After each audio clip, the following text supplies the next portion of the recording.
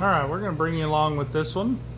I know we do have a viewer out there named Chuck, so if you're out there in Texas, Chuck, give you a little shout out showing you what James and I are doing here in the shop. This is a 2011 F150. I'm going to give you a little bit of a look at it.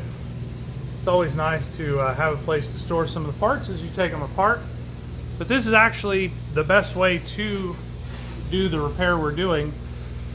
And they kind of updated, at least on the half tons, and I think even on some of the 3/4 tons, some of the older ones, when you would take out this bolt here, it would spin inside the body, and it was just a nightmare. So you can take those two nuts off down here, and it makes it a lot easier to pull this cab up off here. Now the front two are still bolts, but thankfully these came out. We were able to set this piece of plywood up here and kind of disassemble the engine in somewhat order, nuts and bolts. As you can see, we've been to the Ford mothership and got some new parts. We've got some ARP head studs on the way. The cylinder heads are off at the machine shop. But we had this cab off in probably about, I would say, an hour and 20 minutes, hour and 40 minutes tops. And then it took us probably another, with both of us on and off on it, probably another 4 hours or so to get to the point you see it here. And you can probably hear something running in the background. I'll show you kind of the hot tank of how we're cleaning this stuff up. But long and short of it, you go ahead and you remove the cab bolts to pull the cab off. You fold everything that you can from under the hood here. The PCM is up in there, the heater connections, any of the charge piping, all that gets folded over onto the engine. And you disconnect anything that kind of, hooks up out here. You can see we've got the wiring harness and whatnot, but the wheel speed sensor, the vacuum for the four-wheel drive, the wastegate. And then once we obviously got the cab off of it, your charge cooler stays down here. You do have to separate the air conditioning, so you had to suck it out. Once it's down here, then we went ahead and popped both heads off and then stripped down the timing components as well. On this side, we actually left the lower radiator hose somewhat hooked up, unhooked to the radiator here. We're going to replace this because those quick connects always leak. They're absolutely terrible. You do have to unhook the transmission connectors there as well.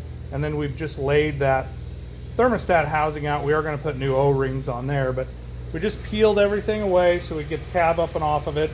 For the master cylinder, Ford actually does a decent job. They put nice steel braided lines there where you can unbolt it, pull it off. There was some vacuum connections for the four-wheel drive. This runs up next to the master cylinder, so just got it stuck down in there for now. The wheel speed sensor again on this side. And then this big bulk harness right there, it unplugs, and then you just fish it down the inner fender well so the cab can come up off of it. We did unhook the shift cable or linkage. You can see it hanging there, so that has to come off. There is a small ground strap right on that body mount there, and then you have to unhook the parking brake cable. So I know this looks like a lot, and it sure is. It's a tremendous amount. But we've done several of them over the years. This is our 3.5 EcoBoost, which the last one you saw we did was a 5.0 Coyote, which turned out really good, by the way. There's probably videos on the channel you can see. You'll see us do the engine reassembly. We're going to go away from the head bolts to a head stud. You'll see that. We have all the bolts laid out, everything for this side of the engine, everything for that side of the engine, and it's basically in order, so you start from here and work your way that way. Once there's no more parts on that 4x8 sheet of plywood, then we can set the cab back down on it, and we're doing some cleaning tonight. This is our hot tank that we've got. I don't know, we've had this probably a few months now, and this is absolutely a game changer for any automotive shop. And it allows you to put those parts in there, the parts that don't fit in there, like this, the deck and etc., the timing cover where it mounts to the engine block. You clean those while these are being kind of somewhat cleaned for you. You do have to get in there and scrape the old RTV off that whoever was, you know, a little liberal with that, put it on there, but it's doing a pretty good job. I'm gonna keep running it in here. We did find this on Marketplace. I think I gave, I don't know, $400 or $600 for this thing. I don't remember. They're terribly expensive new. But she's going to town in there.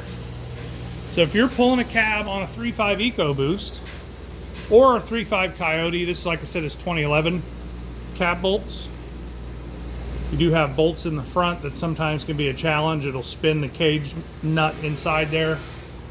Parking brake, wiring, HVAC and cooling and charge air pipe, some electrical connectors, and really a little bit of vacuum lines if yours is four-wheel drive, and the cab is ready to come up. So if you're out there, I wish you good luck, and we'll do some more videos and let you know how this one goes.